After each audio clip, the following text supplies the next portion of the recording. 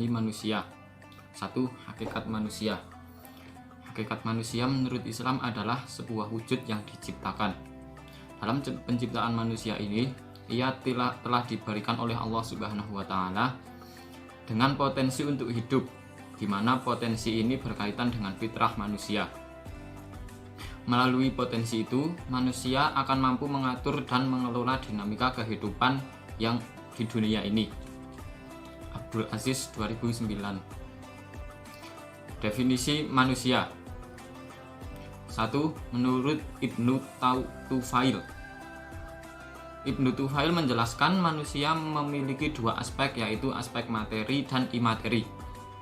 Aspek materi bersifat jasmaniah yang mengalami kepunahan, sedangkan aspek imaterial atau jiwa merupakan hakikat manusia yang mempunyai tabiat abadi kekal sehingga tiada dihinggapi oleh sifat-sifat jasmani sedikitpun. 2. Ibnu Sina. Menurut Ibnu Sina, manusia itu terdiri dari jasmani dan ruhani. Keduanya harus dipelihara dalam kelangsungan hidup manusia. 3. Sayyid Hussein Nasr.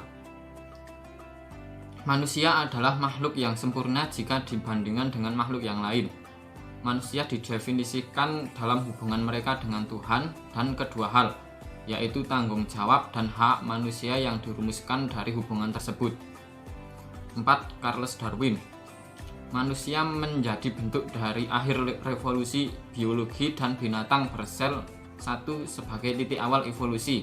Seperti yang kita ketahui, menurut Charles Darwin manusia adalah hasil revolusi dari kera. 5. Aristoteles. Menurut Aristoteles, manusia adalah hewan yang berakal sehat, memiliki kemampuan mengeluarkan pendapatnya dan berbicara berdasarkan akal pikiran. 6. Adi Negoro. Manusia adalah alam kecil yang menjadi bagian dari alam besar di atas bumi. Yang berikutnya adalah konsepsi manusia. Bagi umat Islam, konsep manusia dapat dilihat dari bagaimana maksud dan tujuan Allah di dalam hidup ini untuk dijalani oleh manusia tersebut. Namun sebagian umat lain menganggap bahwa manusia tercipta sendirinya dan melakukan hidup dengan apapun yang mereka inginkan, sebebas-bebasnya tanpa aturan. Konsepsi manusia itu sendiri memiliki tiga teori mendasar, yaitu yang pertama adalah teori evolusi. Lamarck mengemukakan bahwa kehidupan berkembang dari tumbuh-tumbuhan, berkembang menuju binatang, dan berubah dari binatang tersebut menuju manusia. Dan yang kedua ada teori evolusi. Revolusi adalah teori perubahan yang terlihat sangat signifikan dan amat cepat, bahkan mungkin dapat disimpulkan dari tidak ada menjadi ada. Yang ketiga ada teori evolusi terbatas.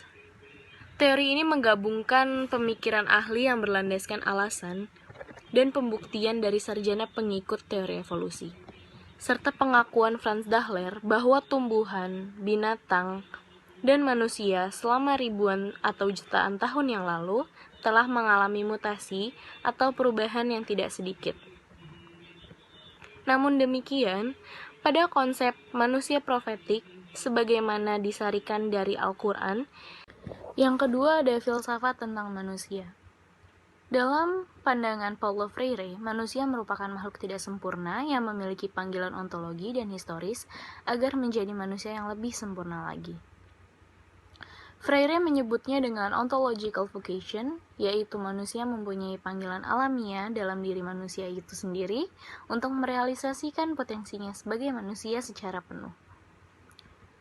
Dalam kajian filsafat, terdapat landasan-landasan yang menjadi analisa dalam memahami konsep manusia.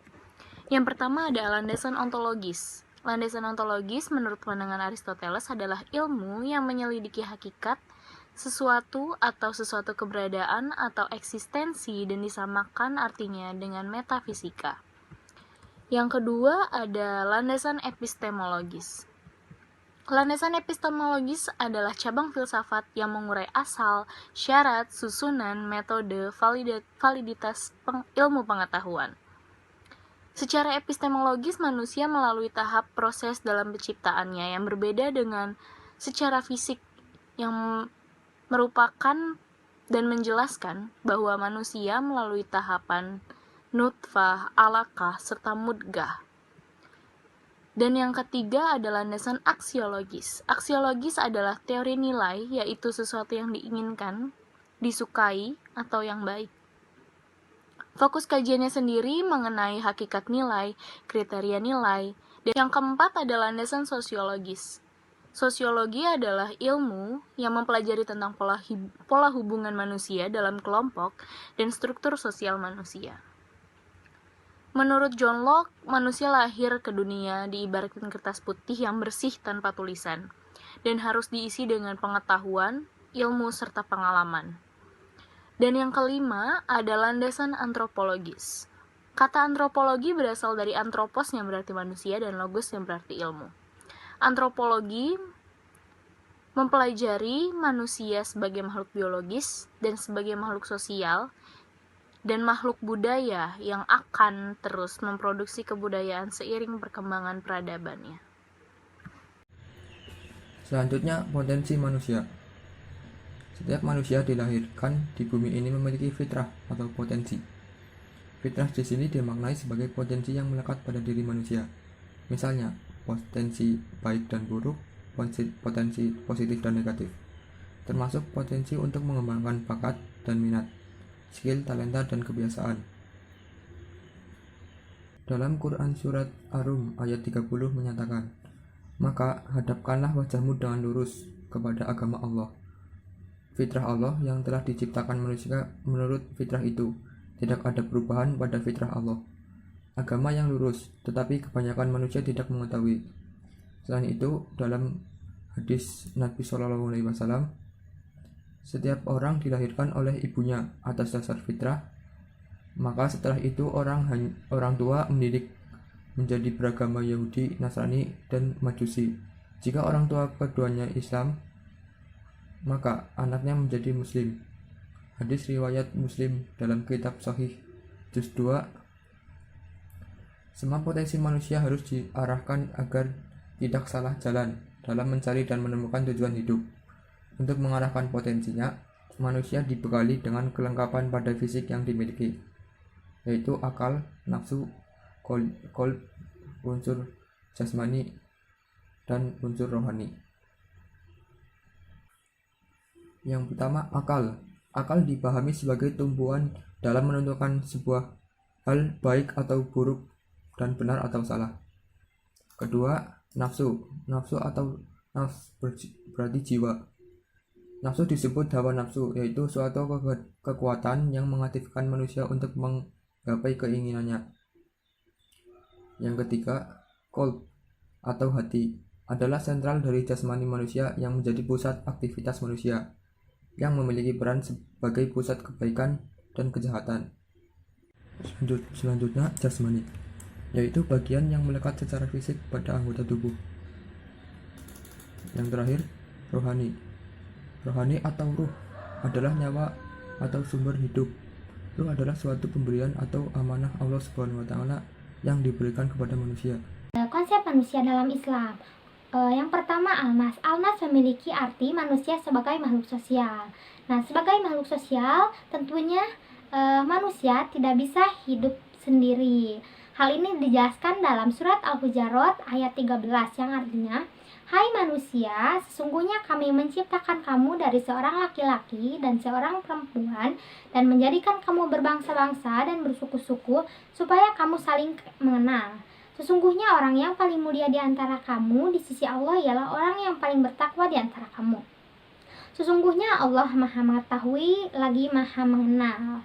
Nah, Allah telah menjadikan kita bersuku-suku dan berbangsa-bangsa, yang mana pastinya setiap suku dan bangsa memiliki ciri tersendiri, hingga ciri tersebut dapat memudahkan kita untuk saling mengenal antara satu dengan yang lainnya.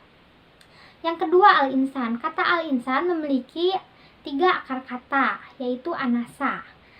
Anasa berarti melihat, mengetahui, dan minta izin. Arti ini memberikan pemahaman kaitan kemampuan dasar manusia dalam bidang penalaran sehingga dapat menerima pengajaran. Yang kedua, kata nasia. Kata nasia berarti lupa. Sebagai seorang manusia tentunya tidak bisa terlepas dari sifat kelupaannya. Yang ketiga, kata al-uns mempunyai arti jinak, tidak melawan dan tidak buas. Mengapa dikatakan seperti itu? Karena pada dasarnya manusia dapat menyesuaikan diri dengan realitas hidup dan lingkungannya. Yang ketiga, Bani Adam. Bani Adam berasal dari kata ibn yang berarti anak. Manusia mendapat sebutan Bani Adam karena permulaan manusia berawal dari Nabi Adam yang diciptakan oleh Allah Subhanahu wa Ta'ala dan Siti Hawa. Yang keempat, al-bashar, yang berarti makhluk biologis yang mengalami perkembangbiakan. Manusia dalam konsep ini menunjukkan manusia hanya sebagai makhluk yang berada atau berwujud yang erat hubungannya dengan perkembangbiakan, pertumbuhan, perkembangan, dan juga kebutuhan dalam kehidupan, dan akhirnya sampai pada kematian. Yang kelima, al-ab. Al-ab artinya hamba, abdi atau budak, dan dalam terminologi bahasa Jawa disebut kaulo. Sebagai hamba Allah, manusia harus mengabdi kepada Allah sebagai sang pencipta. Hal ini sesuai dengan firman Allah surat At-Taubah ayat 112, yang artinya mereka itu adalah orang-orang yang bertobat, yang beribadah, memuji, yang melawat, yang ruku, yang sujud, yang menyuruh berbuat makruh dan mencegah berbuat mungkar, dan yang memelihara hukum-hukum Allah, dan gembirakanlah orang-orang mukmin itu. Sebagai seorang hamba, kita harus patuh dan tunduk kepada Allah, menjalankan apa yang telah Allah perintahkan dan menjauhi larangannya. Nah, selanjutnya proses penciptaan manusia. Proses penciptaan manusia terbagi menjadi dua, yaitu satu, prenatal, sebelum lahir. Nah, proses ini permulaan penciptaan manusia berawal dari pembuahan, pertemuan sel telur dengan sperma di dalam rahim yang dilanjutkan dengan pembentukan kelengkapan fisik pada janin. Yang kedua, postnatal atau sesudah lahir. Tahapan ini dari perkembangan bayi, remaja sampai dewasa, sampai lanjut usia. Proses penciptaan manusia menurut hadis Rasul terbagi menjadi 3 fase. Yang pertama, fase nutfah, di mana pada fase ini 40 hari masih dalam bentuk gumpalan cair atau air mani. Yang kedua, fase alaqah, fase di mana 40 hari setelah fase nutfah dalam bentuk gumpalan darah. Dan yang ketiga, fase mudghah, fase 40 hari setelah fase alaqah, berbentuk gumpalan daging. Tipologi manusia menurut Islam. Tipologi manusia menurut Islam yang pertama adalah orang mukmin. Orang mukmin berarti golongan orang yang beriman, yaitu orang yang meyakini adanya Allah Subhanahu wa Ta'ala dan meyakini sepenuh hati tentang ajaran yang diberikan oleh Rasulullah SAW. Seorang yang beriman akan selalu yakin dalam dirinya tentang keesaan Allah Subhanahu wa Ta'ala, tidak menyekutukannya, dan hidup selalu digantungkan kepadanya. Adapun indikator orang beriman seperti disebutkan dalam surah Al-Baqarah ayat 3-4 yang berisikan tentang ciri orang yang beriman. Ciri orang yang beriman di sini meliputi meyakini hal yang tidak terlihat, termasuk meyakini adanya rukun iman dan rukun Islam. Kemudian mendirikan sholat 5 waktu. Kemudian memberikan rezeki yang diberikan oleh Allah Subhanahu wa Ta'ala dengan ikhlas atas nama Allah Subhanahu wa Ta'ala, dan meyakini seluruh kitab yang diturunkan oleh Allah Subhanahu wa Ta'ala. Tipologi manusia yang kedua adalah orang kafir. Orang kafir atau kufur adalah orang yang ingkar dan tidak percaya akan adanya Allah dan tidak meyakini ajaran utusan Allah, yakni Rasulullah SAW. Mereka menutupi dan menyembunyikan kebenaran. Allah mengunci hati, penglihatan, dan pendengaran mereka, sehingga mereka tidak dapat berpikir, melihat, dan mendengar ayat-ayat Allah. Apabila orang kafir diberikan peringatan atau tidak, itu akan sama saja. Mereka tidak akan beriman dan tidak akan berubah, sebagaimana yang telah digambarkan dalam surah Al-Baqarah ayat 1-6, yang artinya sesungguhnya orang-orang kafir sama saja bagi mereka. Kamu beri peringatan ataupun kamu tidak berikan peringatan, mereka tidak akan beriman. Tipologi manusia menurut Islam yang ketiga adalah orang munafik. Orang munafik adalah orang yang mengaku beriman, yang menamakan Islam dan kebenaran, namun sejatinya di dalam hatinya tidak terdapat keimanan. Orang munafik atau nifak ada dua, yaitu nifak i'tiqadi yang berarti keyakinan, dan nifak amali yang berarti perbuatan. Ciri-ciri orang yang munafik yang telah disebutkan di surah Al-Munafikun ada 3. Itu yang pertama adalah jika berbicara berdusta, jika berjanji mengingkari, dan jika dipercaya berkhianat. Selanjutnya, tanggung jawab manusia. Tanggung jawab manusia kepada Allah Subhanahu wa taala. Allah Subhanahu wa taala menciptakan manusia sebagai hamba, dan sebagai hamba manusia bertanggung jawab melayani Tuhannya untuk mempersembahkan amal perbuatan terbaiknya. Melayani Tuhan yang dimaksud adalah memberi pelayanan terbaik dan membentuk ibadah, mengagungkan nama dan kebesaran Allah Subhanahu wa taala. Yang kedua, tanggung jawab manusia sebagai khalifah Allah Subhanahu wa taala. Manusia memiliki tanggung jawab sebagai khalifah atau pemimpin untuk mengelola alam semesta, memakmurkan bumi dengan karya dan prestasi yang membangun. Manusia menempati posisi dengan makhluk yang paling sempurna dan istimewa di jagat raya ini. Dia adalah khalifah di atas muka bumi ini, sebagai yang ditegaskan dalam Quran Surat Al-Baqarah ayat 30. Ingatlah ketika Tuhanmu berfirman kepada malaikat, sesungguhnya aku hendak menjadikan seorang khalifah di muka bumi ini. Quran Surat Al-Baqarah ayat 30. Tujuan hidup manusia. Hidup manusia dideskripsikan sebagai perjalanan untuk melewati dunia yang sangat sebentar. Perjalanan yang sebatas mampir sebentar untuk menjalankan perintah Allah Subhanahu wa taala dan meninggalkan segala larangannya.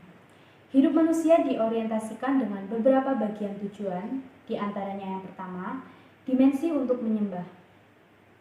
Tujuan hidup manusia untuk menyembah kepada Allah Subhanahu wa taala. Orientasi hidup manusia dipusatkan hanya untuk menyembah kepadanya. Penegasan ini terdapat dalam Al-Quran Surat Al-An'am ayat 102 yang artinya, yang memiliki sifat-sifat yang demikian itu ialah Allah Tuhan kamu. Tidak ada Tuhan selain Dia, pencipta segala sesuatu, maka sembahlah Dia. Dan Dia adalah pemelihara segala sesuatu. Yang kedua adalah dimensi ibadah. Tujuan manusia diciptakan hanya untuk beribadah kepada Allah Subhanahu wa taala atau al-wajib al-wujud. Terbukti, alam semesta bergerak untuk beribadah kepada Allah. Binatang-binatang dan planet bergerak mengitari tata surya dengan arus berlawanan jarum jam layaknya tawaf pada ibadah haji. Binatang dan pohon serta benda-benda materi lainnya mengandung substansi sebagai cerminan adanya Allah Subhanahu wa taala, sehingga mereka selalu berzikir kepadanya dengan cara mereka masing-masing. Dimensi yang ketiga adalah pasrah atau tawakal. Setelah manusia berusaha, sudah menjadi kewajiban manusia untuk bertawakal kepada Allah Subhanahu wa taala. Memasrahkan kepada Allah segala usaha yang telah dilakukan dengan berbagai macam daya untuk mencapai tujuan tertentu. Terima kasih. Wassalamualaikum warahmatullahi wabarakatuh.